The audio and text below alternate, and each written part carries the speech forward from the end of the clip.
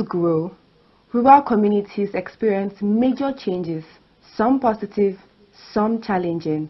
People leave their homes in search of better opportunities, farmlands are converted into residential and commercial areas, and in some cases, entire communities are relocated to make way for infrastructure projects.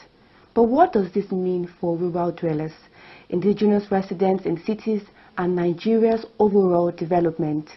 Hello and welcome to City Pulse, an advocacy program brought to you by Housing TV Africa in collaboration with the Nigerian Institute of Town Planners, a distinguished urban planning association recognized in Nigeria and globally. I am Oberabi Omubo.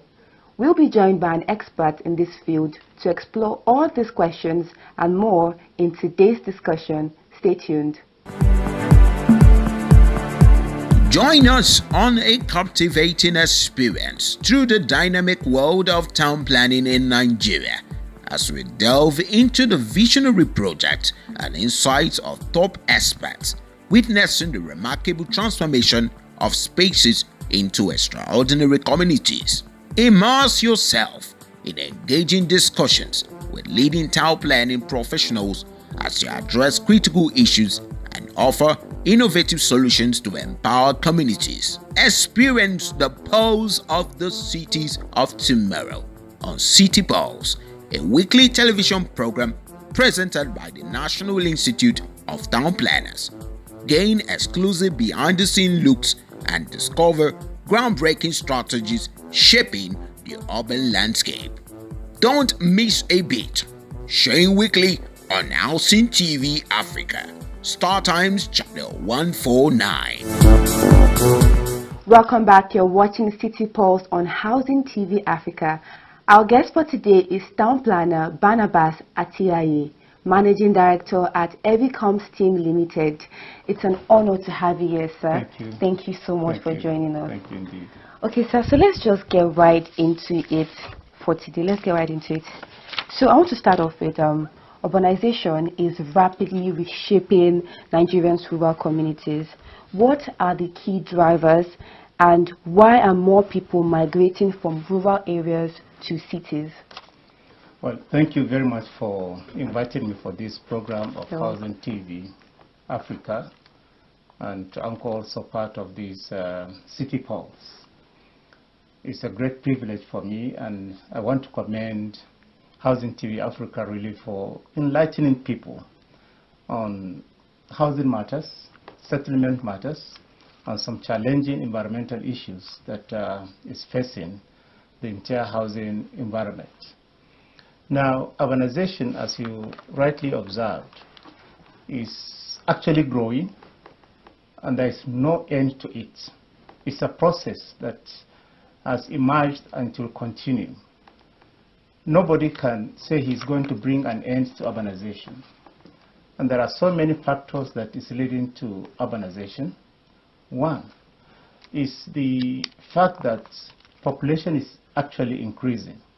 In developing Africa, developing world, the rate at which we have birth rates is such that even if nobody comes in, we have the potential of really growing our populations.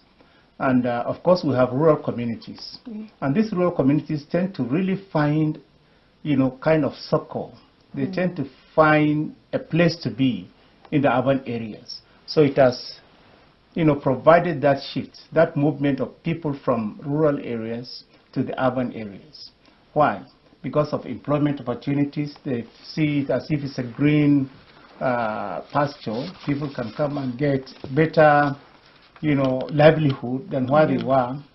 Secondly, I've also come to discover that in the facilities we have in urban areas, we don't really have them in rural areas. So that in itself is another attraction for them.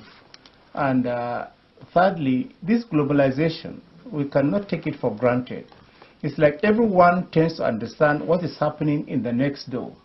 If the whole world has become like one village, then people in the village, most of them now have access to phones, and they can now browse to see what is happening in the next door, and that actually attracts them. even if they hadn't the intention of coming. The influence of people that have come, trying to beckon on them, come, there's a better thing for us. So these are some of the factors that have really led to that. But why are more people migrating from rural areas to cities? I'll give you 3 scenarios. 1, most of us actually have had our origin from the village. You find out that anyone that has gone through formal education and has gone to tertiary institutions, the possibility of him going back to where he started in the village is very, very remote. So most of us that have had rural, education, because of the fact that we have also increased to another level of education, the only place we can find job is in the cities. So that is one. The second one is people in the village desire to also improve their livelihood. And you see, people that have come from that particular village to a bigger city, they normally go back. And when they go back, they tend to now have a better disposition. And then at the end of the day, others are attracted to also come.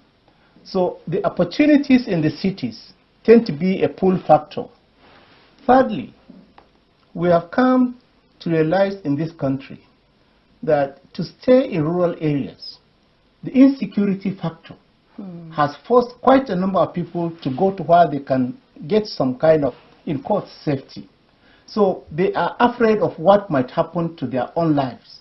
So the only option they have is to go to a bigger place where the presence of government is obvious and there may be better protection. So the influx of people from rural areas to the urban centers might be also an outcome of insecurity in the rural areas. Finally, probably, there could be so many. This climate change, what we have known farming to be before, is no more the same. And so if it is no more the same, that the rainy season has changed, the products, farm products have become so expensive and beyond the reach, and then even to go again and farm, it's becoming very, very challenging. Quite a number of people cannot.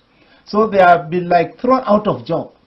So the only option they have is to possibly come to a place where they can have some sustainability in terms of the work they can do. Even if it is going to be manual, they feel a bit comfortable that they can now work, get some money to buy food to eat.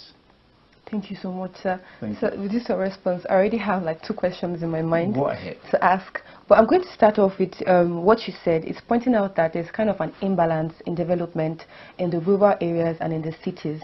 And that's like a cause of why, one of the reasons you mentioned why people are migrating from rural areas to cities. So how can there be like a balanced development? Because you mentioned employment, education, you also mentioned farming. So they see that there are better opportunities out there in the cities, and that's because it shows that development has not really gotten to the rural areas. So how can the government, how can the people bring development to these rural areas to make sure there's a balance in development? You see, the action of government is primarily fundamental to bringing balanced development. Let me put it this way. Virtually all rural areas have some potentials. Exactly. They have some areas of capacities. Now, take agriculture for instance. We don't have any local government that does not have a specialization in particular agricultural products. What should have been is this: at what quantity, which one do they have comparative advantage over?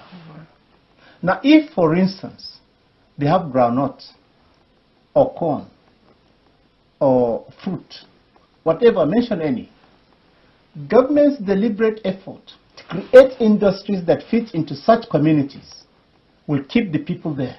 And if we have industries that are related to that particular agricultural produce, then you find out that by design, roads, water, electricity will be there. And then people will not be gainfully employed because of such. But going further, I think there is the need to have what we call regional development plan. we normally have master plans for cities. Yeah. We have forgotten about the fact that we need to have regional development plans that will take care of the rural areas. And these regional development plans, we normally identify what are the resources available in each of the local government areas, assuming you are dealing with a state. What do they have as comparative advantage in each of the local government areas or each of the states of the federation? Ability to come together to analyze, to come up with what we term as areas of growth poles in these rural areas will go a long way in reality bringing the balance between the city and the rural areas. Now, we need to therefore see within the circumference of where we are talking about, where do we consider to be less developed? What do they have?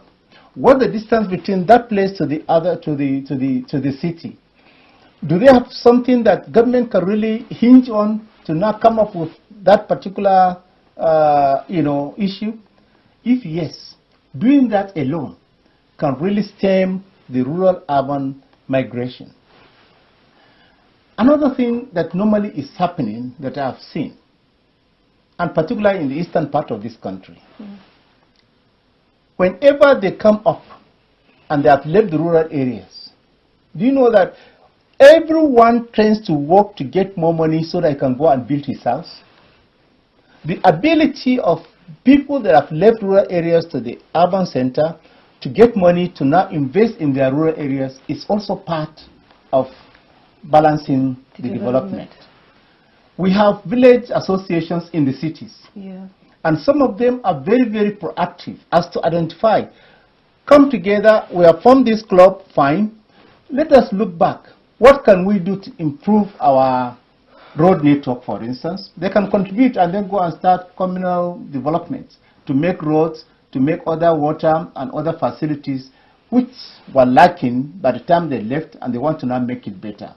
But above that, it's actually the role of government, by policy and by design, to see that regional development is being put in place. Unfortunately, most of what we have observed is that the emphasis has been on master plans for cities, and the rural regional development plans are always being left on the shelves.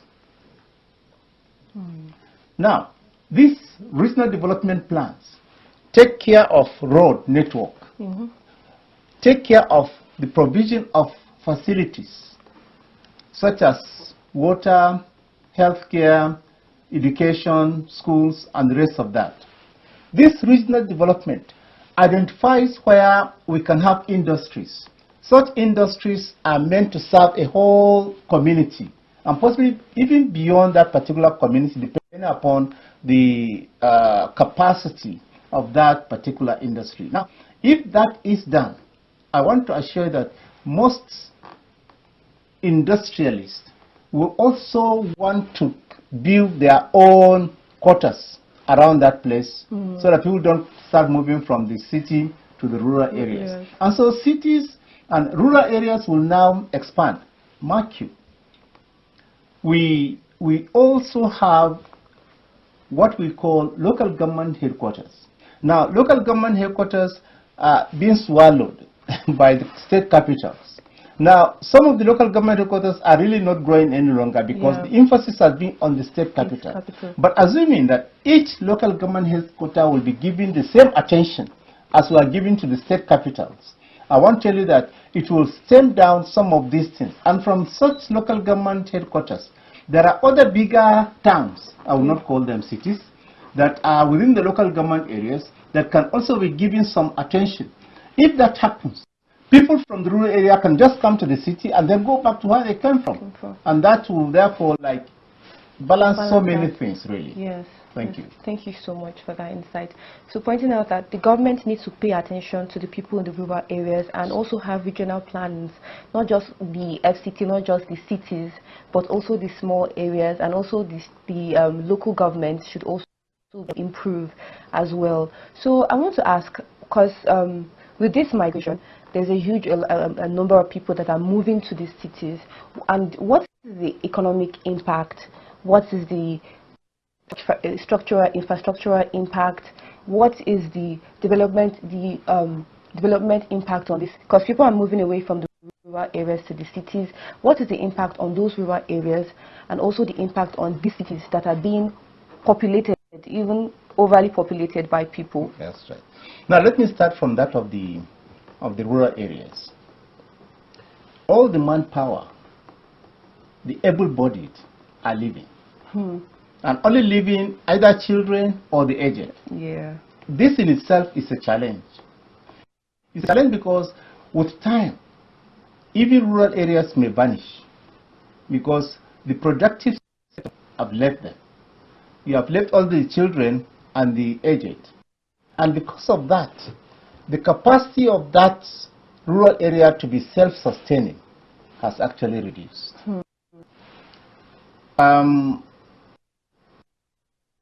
The trend now, as we have seen, people in the urban areas have gone ahead to start buying lands belonging to the rural people. Because of poverty, they are selling their lands. So the land has become more like for external persons. Yeah. And the people that are there don't own land. They now become like slaves on their very land. Yeah. And that is really, really a bit disturbing as far as I'm concerned. Why are they doing that? The able-bodied that would have farmed it are not there. Are not there. The people that are always, of course, there are in poverty. They cannot sustain themselves. There is somebody that is willing to give them money to get the land. They say, take it. Then they will now be called upon to come and work, labor on that land for payment. I mean, where are we heading to? Exactly. So there is that challenge in the rural area. Now, in terms of social impact, the impact is such that because people that have come sometimes go there, and the entire, social upbringing, introduction of new culture is becoming more prominent even in the rural area, so that our cultural heritage is being diffused. Yeah. Right? Diluted. That's the word you use now. Yes. Right? And so originality is missing. Yeah. And so we have come to a tendency, we copy what we do not know. We don't even know its origin, but we feel is the in thing. So we're hating that. So at the end of the day, even the very language you know how to speak will be disappearing gradually, because other lingua, other tribes that may have dominance over your own will take over. And that is why in the north, most local dialects, minor tribes are actually getting their language completely eroded. Yes. And they are now either speaking more of Hausa, and probably English. So where are we heading to? Our cultural background is being distorted completely because of that kind of proximity and interaction that is taking place in the globalization, as I said. However, coming to the town, there are so many things. It has resulted to so many other challenges. I will just mention a few. Because of the population explosion, the growth in cities has overcome development. So that even if you have the provision for this number of people for water, this number for education or schools, this number for whatever, it has just gone way ahead of what you had actually planned. And so because that place that is planned cannot accommodate it, you have to go beyond the planned area. And that is creating another challenge. The challenge of slums, the challenge of unplanned settlements, the challenge of overriding even existing settlements that have not yet been part of the city, but because of the population explosion, they have been engulfed. So you find out that a city that is planned, because of the increase in population, have gone ahead to even bring villages that are close by to be part of the city. And that has its own challenge. The second challenge that we can easily identify when people come from the rural areas in order to get a job, and they have stayed for 1 day, 2 days, 3 days, 1 month, 2 months, no job, what do you think they will result to? Crime. Crime, thefts, and so many other vices that are there. So that becomes yet another challenge, right? So the rate of crime normally increases with the influx of people into a city. And you know that the police we have, they cannot really manage the current trend of population growth because there are very few. And so the rate of crime normally will increase. And it will increase in such places that are not planned. But they also can go into such areas that are planned and then get what this Baba Bola and the rest of them, you know what they are doing? Yeah. So this is just part. Another challenge truly is the fact that it faces the beauty of the city. Where you see beauty, aesthetics, but because of the population, you find out that the aesthetic nature of the city is being destroyed. Because some people will start erecting, is it bacha or something in any undeveloped land, or a kiosk in front of their houses, or just mention they are there. Issue of health, health challenge, because the drainage, you talked about drainage the other time. Yes, sir. In rural, in urban centers and its consequences. Right. It has gotten to the point where we can even have communicable diseases, apart from the diarrhea we talked about, apart from the malaria, and apart from other things. Cholera and other things will certainly be a common feature in such instances and in such areas. So you find out that they will say in Ibadan, in Abuja, in Maiduguri, this number of people died because of cholera. Why? Because of the planlessness and the population explosion. So you can go ahead to now state again that unemployment becomes also another factor of this population explosion that can lead to so many other factors. So, and if we have that understanding, it might be appropriate to start thinking, how can we deal with the influx of people into the cities? Can we have a place that can be said, what is that now, like a stopgap? There is a term for it, I've forgotten. Where anyone that is coming and you don't have place, please be here for now. And then a place that is prepared for them, that is a bit neat, well organized for them as a temporary, place for them to stay before they can find an appropriate place. But you see, Nigeria, we don't adhere to so many things that are right, or else that would have been the right approach to some of these influxes. We can have it along the different axes, from different axes. So that may be another option for that.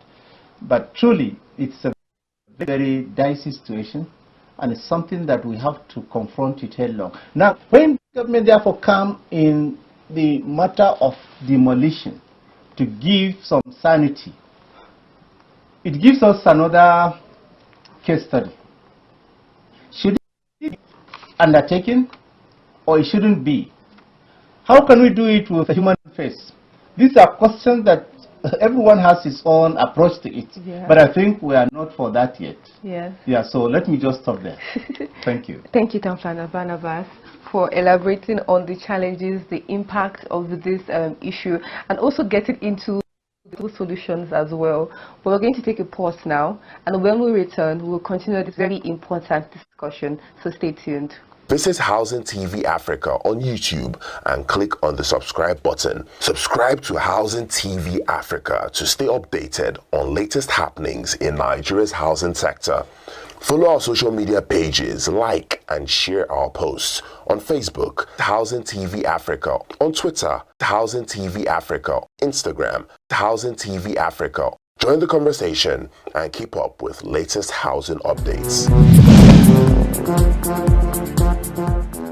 Welcome back to City Pulse on Housing TV Africa. I still have here with me Town Planner Barnabas Atiyaye, Managing Director of Evicom Teams Limited, and we're still on the topic urbanization and its impact on rural communities. We've talked about the drivers, challenges, and possible solutions.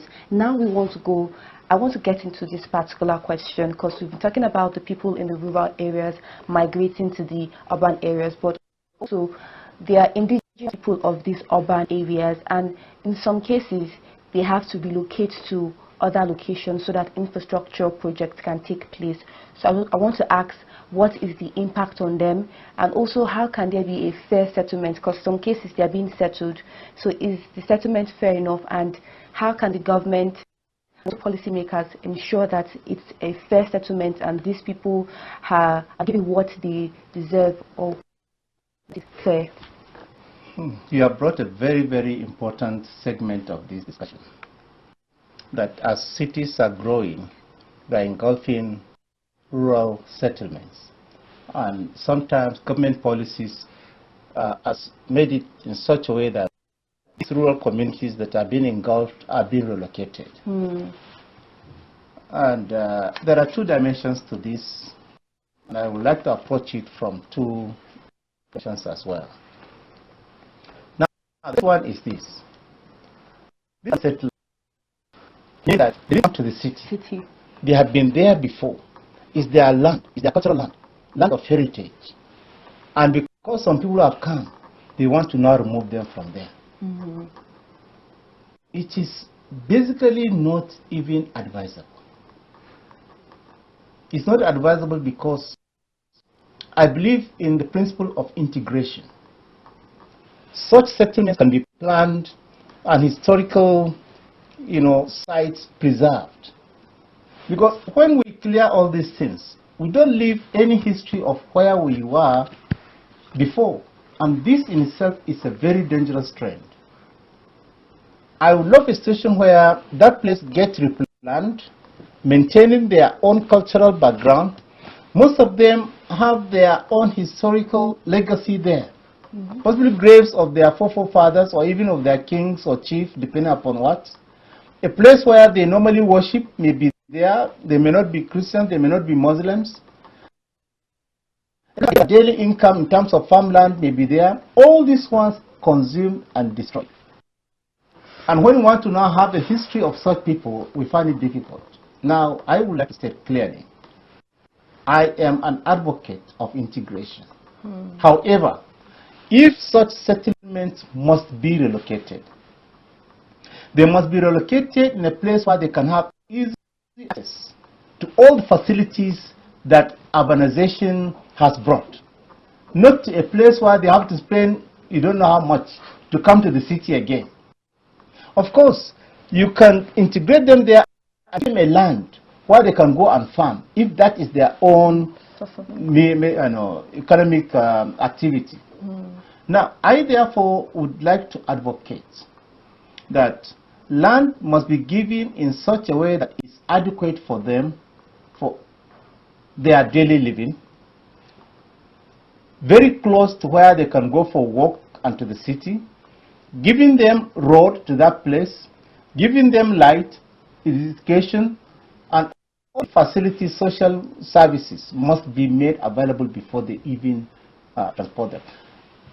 Do you know that they can still be in the same place by the government building some at least 1 or 2 story buildings for them, and they will remain within the city?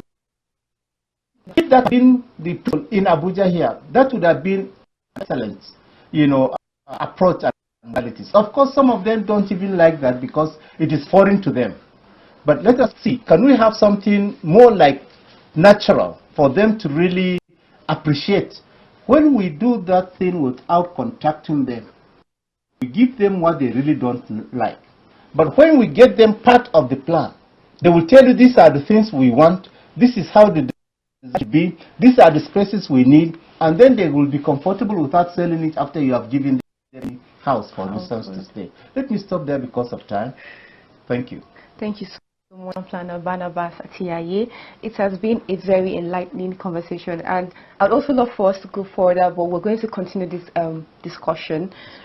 And thank you for highlighting the drive, what drives people to migrate to these urban areas, from unemployment, for greener pastures, for a better life, for infrastructure, education, healthcare, and also the challenges and the impact of this migration. We looked at the indigenes of these urban areas, people who are not settlers, actually at the indigenes of this place. We looked at that as well, and it's a very broad conversation. And I would like to thank our guest, Town Planner Barnabas Atiaye, for his insight and enlightening us in this conversation. Thank you so much for watching, and I hope that this conversation has opened your eyes to the realities of urbanization and its impact on rural communities. And that's it for the conversation today. I am Obarabi Omubo. Thank you for watching. Do not forget to follow us on all social media platforms at Housing TV Africa. Also subscribe to our YouTube channel at Housing TV Africa. And bye for now.